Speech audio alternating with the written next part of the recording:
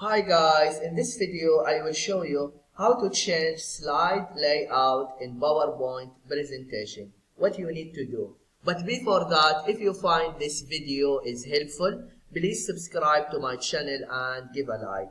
Okay, how to change slide layout in PowerPoint presentation.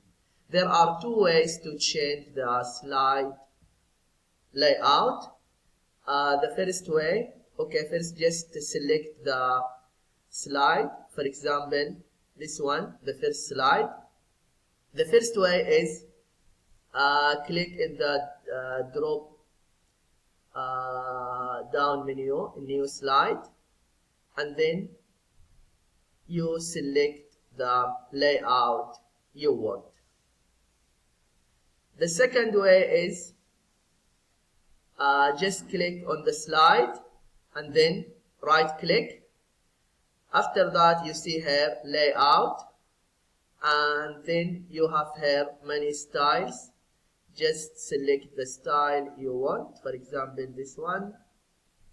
Yeah, this is what you need to do if you want to know how to change slide layout in PowerPoint presentation.